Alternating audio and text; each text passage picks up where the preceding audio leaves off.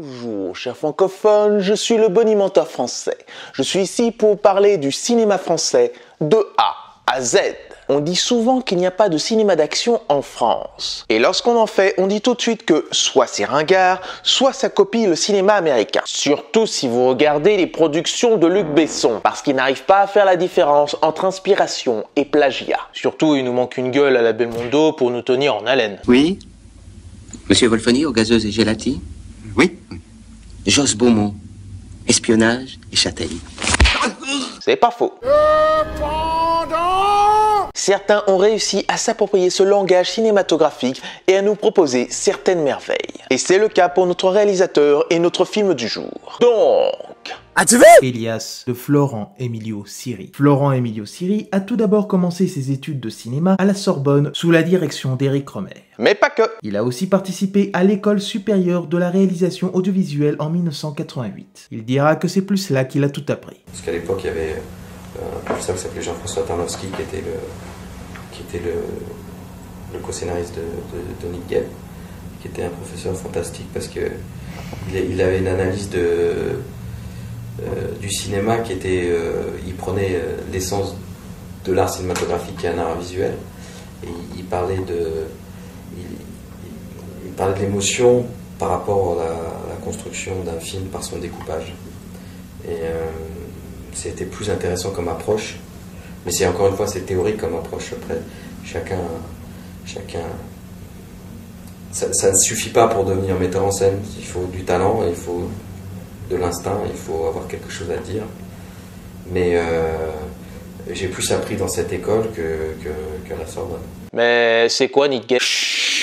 Ne brûlons pas les étapes! Et c'est avec ce bagage qu'il réalisera plus d'une trentaine de clips de 1991 à 2000 pour des grands noms de l'époque comme IAM, Cops, Lofofora, Psy4 de la Rime, Pow-Wow, etc. Cela lui aura permis d'obtenir beaucoup de disques d'or. C'est un avantage, mais aussi un inconvénient d'avoir fait autant de clips. Un avantage car il améliorera de mieux en mieux sa manière de mettre en scène et de diriger ses acteurs, mais un inconvénient car ça le mettra dans une case de réalisateur de clips. On ne peut pas dire qu'ils étaient appréciés dans le milieu du cinéma. Les réalisateurs de clips, on les regardait un peu comme les réalisateurs de pub à l'époque, ou encore pire, les réalisateurs de clips, en se disant, attends, mais c'est pas un métier, quoi, ça n'a rien à voir avec le cinéma. Mais qu'à cela ne tienne, c'est alors qu'en 1998, avec l'aide de Canal+, l'époque où il cherchait de nouveaux talents, qu'il sortira un film social qui traitera des mineurs de charbon et qui ne va pas aller dans du drame facile, j'ai nommé Une minute de silence. C'est un film dont beaucoup n'ont pas vu, dont moi. Il commence même à être assez difficile à trouver en DVD. Et donc, malgré les prix exorbitants qu'il a reçus, ce fut un échec cuisant. Mais pour le peu de gens qui l'ont visionné, ça a marqué les spectateurs, parce qu'en plus de proposer un film social, c'est un film percutant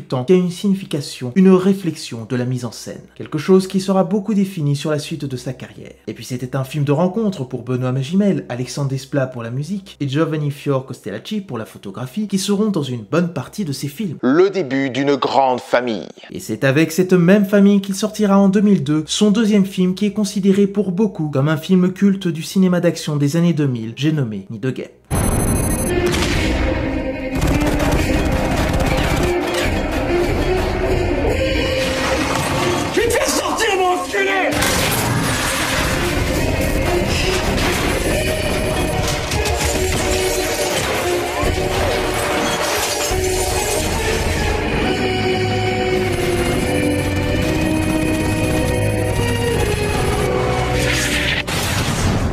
Ça va jamais s'arrêter, putain. Nid de guêpe. Nid de guêpe.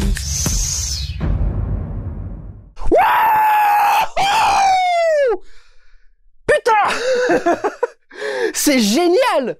Ce film est génial! Rien qu'avec ce remake non assumé d'Assaut, oui ça se voit, Siri nous donne un métrage rempli de riches idées pour nous divertir et nous surprendre. Indéniablement, il y a un langage visuel à chaque instant et ses inspirations ne gênent aucunement le public car il propose sa propre signification de l'inspiration sans en faire du copier-coller. Il y en a qui devraient prendre exemple. Ce qui fait que près de 20 ans après, ça reste encore crédible et diablement efficace. Mais malgré ses qualités riches, il n'aura pas réussi à amener assez de personnes pour voir son film. Toutefois, tel un phénix, il renaîtra de ses cendres pour faire un succès monumental à l'international. Ce qui aura valu à Siri de se faire appeler par tous les studios hollywoodiens. Ils voulaient avoir leur propre Nick Cave. Mais il fera beaucoup de refus jusqu'à avoir un appel de Bruce Willis pour réaliser un film avec lui. Et quand Bruce t'appelle, tu ne dis pas non. Donc il n'a pas fait long feu et il a directement signé pour le film Otage. On ne va pas se le cacher, malgré quelques faiblesses d'écriture sur les jeunes, c'est le Die Hard 4 qu'on aurait dû avoir. Et je dis ça car il fut un temps appelé pour faire cette suite, mais il se désistera pour revenir en France en 2007 et proposer un film sur la guerre d'Algérie très nerveux et qui se nomme L'ennemi intime.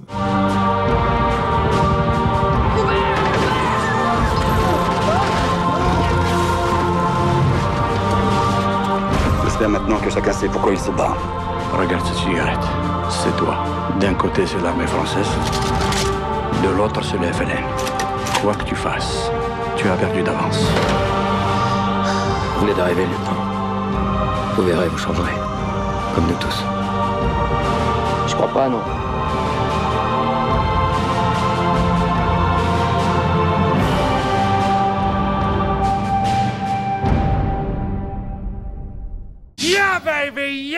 Là, après son cinéma d'action dantesque, il nous a proposé son Apocalypse Now viscéral. Et c'est tellement rare de trouver des films français sur la guerre d'Algérie qu'il faut le souligner, car il raconte une histoire d'une bande qui va entrer au bord d'un gouffre sans fin. Et alors qu'il avait fait un succès assez intime, Bravo, bravo, bravo! ce métrage a trop vite été mis dans l'oubli, alors que c'est clairement un film important de cette période. Puis pendant que Florent cherchait de nouvelles histoires avec son langage, on lui a proposé en 2012 de faire un biopic sur une star.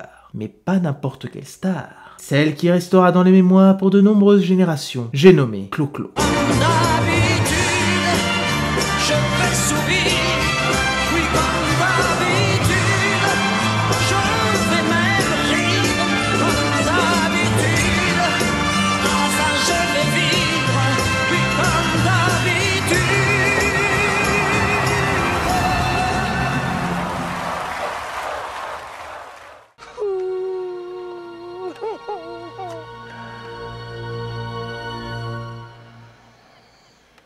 Plus de 10 ans après sa sortie, si on me demandait quel est le meilleur biopic français, je citerai toujours ce film. Parce qu'avec sa mise en scène, il arrive à aller plus en profondeur dans l'esprit maladif de l'artiste. Il aura donc un bon succès populaire jusqu'au César.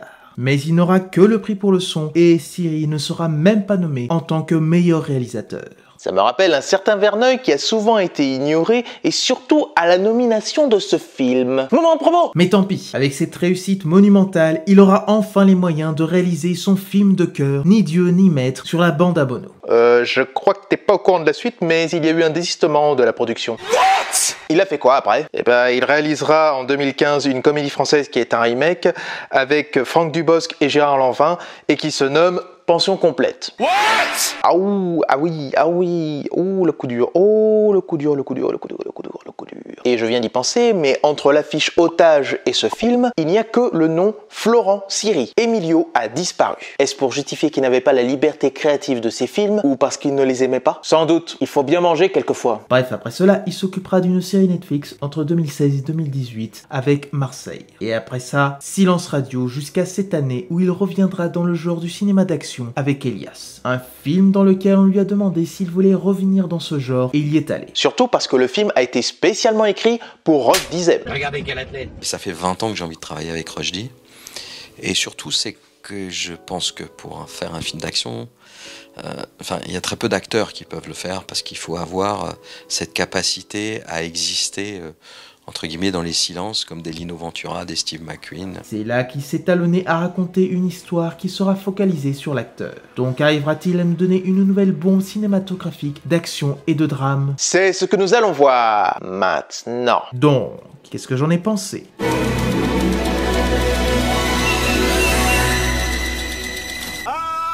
Ça fait toujours du bien par là où ça passe. Comme vous le savez, il est très difficile pour moi de trouver des films d'action français qui me donnent des palpitations. Néanmoins, Elias m'a fait raviver tout ce qui m'anime dans ce genre, tout en gardant la propre patte de son réalisateur. Ce n'est certes pas au niveau de son Nick Gap, mais ça reste assez palpitant sur ce qu'il raconte. Il est vrai aussi qu'on a déjà vu ce genre sur un bodyguard qui doit protéger quelqu'un comme un Man on Fire ou d'autres. Mais je n'ai pas souvenir qu'on ait mis en avant un protagoniste qui a un trouble mental et qui ne voit presque plus ce qui est vrai ou non. Juste ce tic avec son couteau montre bien qu'il est comme endormi et qu'il a besoin de ça pour être réveillé et de se rappeler qui il est, bien qu'il vive encore dans le passé. On pourrait appeler cet objet son totem d'éveil. Et le bruit de cet objet met bien en avant son importance. Il y a une dichotomie à vouloir percevoir la perception de son cerveau à la dérive. Ce n'est qu'à la fin de son périple il se reconnectera avec le réel. Donc on s'est dit, on va pas faire le Tom Cruise, effectivement, mais ce qui nous intéressait, c'était d'étoffer ce personnage et de lui mettre, entre guillemets, des bâtons dans les roues. Donc lui mettre des pathologies assez lourdes, avec un traitement assez lourd, et du coup, ça nous permettait aussi de créer une forme d'ambivalence sur ce personnage. Est-il un héros ou au contraire, est-il un responsable du chaos qui se déroule dans le film? Puis Florent Emilio Siri donne un intérêt à chaque minute qu'il filme pour présenter son personnage, rien qu'avec les images et avec peu de dialogue. En à peine 10 minutes, on sait tout de lui, ce qui va arriver, ainsi que des conséquences. Je vais dire quelque chose qui est un lieu commun, mais le cinéma est un art visuel et j'essaie de m'exprimer au mieux et le plus avec mes images. Il arrivera même à garder certains moments cachés qu'il mettra en avant plus tard pour aller plus en profondeur sur ce qu'Elias garde en lui et ce qui l'anime. Donc bien plus que de l'action, il donne aussi une ambiance très sombre et cristalline pour projeter le corps de cet Elias brisé. Et ayant certaines allusions avec Man on Fire, il s'en éloignera pour tenter d'aller dans un univers plus paranoïaque en se rapprochant du genre complotiste des années 70 comme Les 3 jours du Condor ou À cause d'un assassinat. On a revu un tas de films complotistes et paranoïaques de cette époque parce que je voulais, et je lui ai reparlé de John Rambo, parce que Elias, c'est comme c'est John Rambo quelque part, tu vois. C'est un personnage mystérieux qui arrive au début et qui se révèle à la fin, tu comprends qui il est à la fin. Et ça, c'est le cinéma des années 70. Et je voulais renouer avec ce cinéma-là. Pourquoi? Parce que ce qui m'intéresse dans le cinéma, et je trouve que c'est le moment ultime du cinéma, c'est que le personnage est au centre de tout. Ouais. C'est pas l'action, on fait pas de l'action gratuite où on sort de l'action, c'est toujours organique et c'est toujours avec l'histoire, c'est toujours connecté à l'histoire. Et c'est pas, on n'essaie pas de faire de l'esbrouf, on essaie de raconter avec l'action qui est le personnage et faire avancer l'histoire. On a ensuite une importance du regard qui émane à chaque instant. Que ce soit pour les personnages ou pour nous spectateurs, car il nous met presque en doute sur ce que croit vraiment Elias, s'il est vraiment apte pour cette dernière mission. C'est là qu'il peut se rapprocher d'un Robert De Niro avec Taxi Driver. Je trouve que ça, c'est un élément du thriller qui est incroyable, c'est que tu sais pas si ce qu'il voit, c'est vrai ou si c'est fait un film. Et j'avance comme ça dans le film. Et du coup, tu rends le spectateur proactif. Même lui commence à se dire, mais est-ce que ça s'est vraiment passé ou ça s'est pas passé? Et je trouve que c'est super intéressant parce que tu sais, alors on avance et petit à petit, si tu veux, son parcours psychologique, en fait, la violence, entre guillemets, l'action devient une thérapie pour lui. Et en fait, enlève son problème de paranoïa et le rend lucide. Et grâce à cette gamine aussi. Il y met aussi en référence le château de l'araignée de Akira Kurosawa pour mettre en visuel la violence qui peut arriver à n'importe quel moment. Et pour ce scénario, il sera épaulé par le scénariste de la série Validé, Nicolas Lacurière, où ils arriveront à donner beaucoup d'informations et de retournements en si peu de temps, tout en restant crédibles. Ils sont même allés jusqu'à s'inspirer de faits réels pour y apporter une certaine authenticité à cette histoire. Il y a une rythmique qui prend son temps au début pour ensuite s'accélérer et arriver au point culminant du récit. Il donne un vrai fond sur ce qu'il raconte en prenant une actualité du quotidien pour la justifier dans la scène. Plus on avance et plus Florent nous fait élever le niveau et la difficulté des exploits d'Elias. On est comme dans un jeu vidéo et la dernière partie s'y prête complètement. C'est presque une adaptation d'un jeu dans lequel il a participé avec Splinter Cell. Alors c'est vrai que j'ai fait l'intro de Splinter Cell, mais on m'a appelé pour le faire par rapport à Nick Gap. Mais c'est vrai que oui, il y a ce côté-là sur l'infiltration après, mais c'est plus vers la fin du film. Il fait très attention à chaque détail, chaque objet qu'on a vu précédemment pour qu'Elias puisse l'utiliser plus tard. L'histoire est peut-être du déjà vu, mais le film donne un tel uppercut à ses séquences d'action que ça en est hallucinant. Et étant très fan du western, il le met très souvent en relief dans ses films, tout comme dans celui-ci.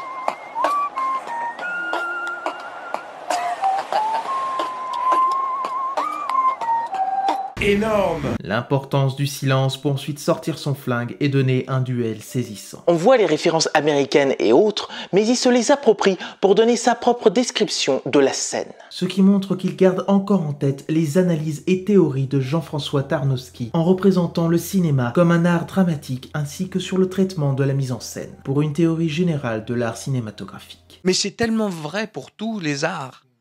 C'est pour les compositeurs, pour les écrivains, il faut maîtriser un maximum de choses et savoir comment tu utilises ces choses pour qu'elles deviennent invisibles au lecteur, mais que tout soit sensation et ressenti.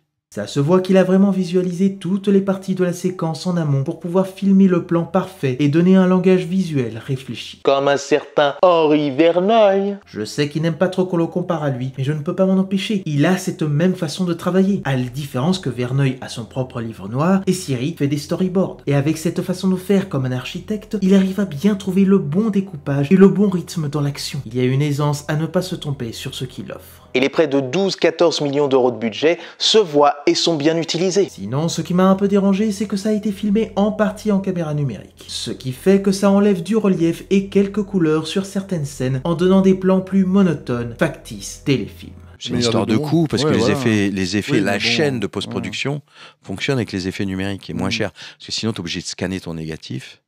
Mais attends, ça n'empêche pas des réalisateurs de travailler en pellicule aux États-Unis. Tu peux le faire encore, hein. Si tu veux, il faut rentrer dans le budget, mais pourquoi pas. Et après, attends, il faut les compétences. Et heureusement, tous les plans ne sont pas lissés, sinon ce serait gâcher le travail du directeur de la photographie de longue date du réalisateur Giovanni Fior Coltellacci, qui nous a quittés l'année dernière et que le film lui rend hommage. C'est aussi une grande spécificité de Emilio, c'est qu'il garde une grande partie de son équipe qu'il connaît depuis longtemps pour ses films, comme Alexandre Desplat pour la musique. Ah, pas cette fois, c'est un certain Jean-Pascal Bentus. Mais il avait travaillé avec Desplat en tant qu'orchestrateur, donc c'est de même. Alexandre devait faire la musique. Voilà.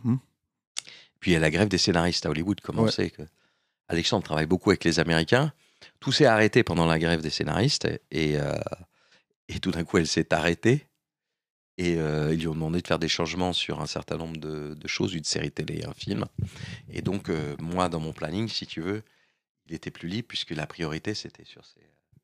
Et donc, j'en ai parlé à Alexandre, puisque ce que je fais souvent, c'est que je mets de la musique temporaire d'Alexandre sur mes films, puisque ça me donne une couleur, pas forcément de la musique d'Alexandre, des fois.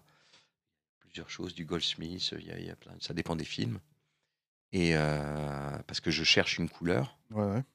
Et donc là, je lui ai dit avec qui je vais travailler. Ben, tu n'as qu'à travailler avec Jean-Pascal Bentus, qui a déjà travaillé sur Marseille avec moi, sur certains thèmes de Alexandre Desplat, qui est son orchestrateur depuis des années.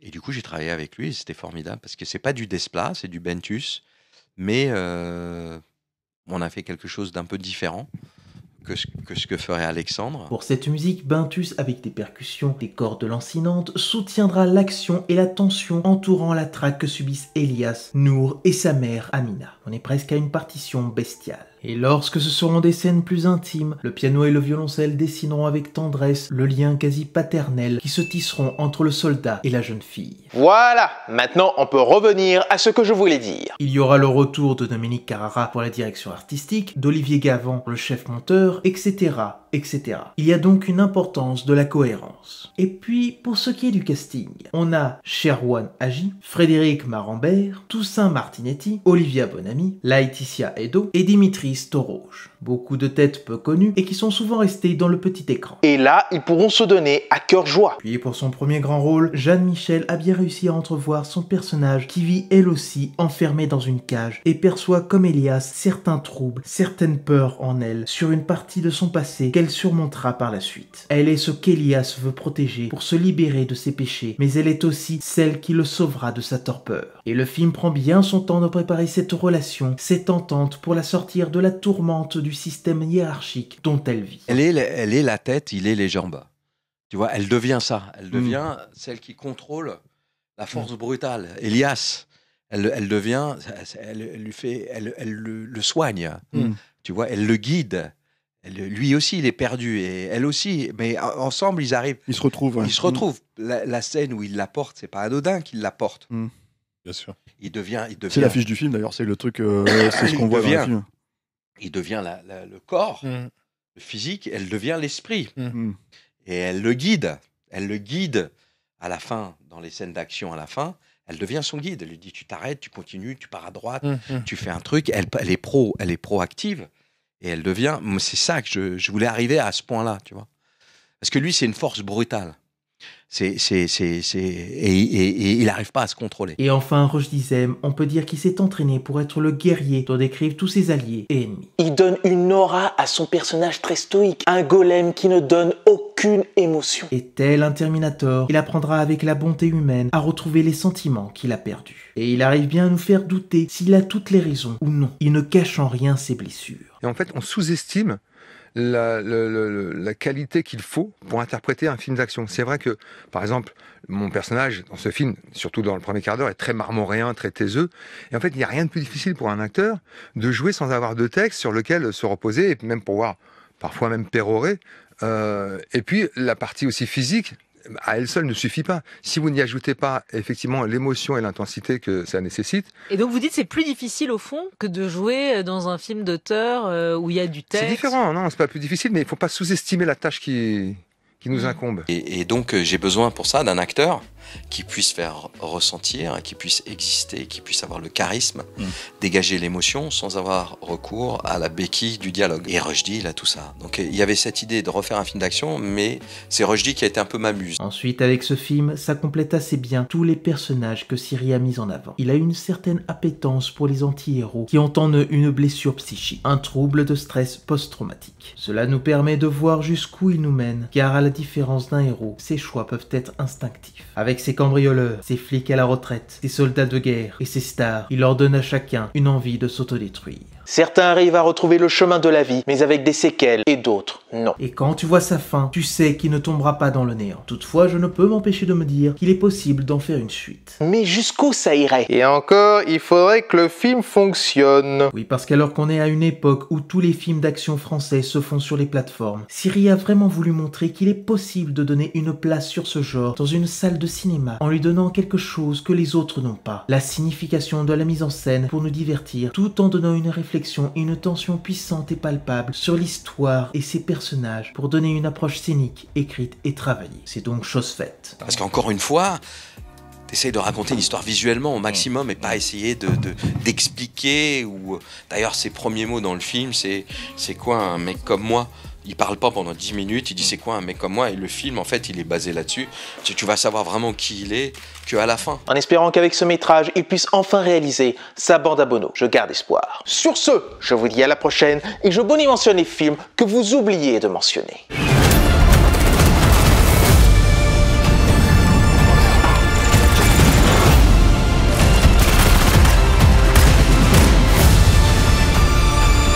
Si un jour tu as besoin de moi, je serai là pour toi.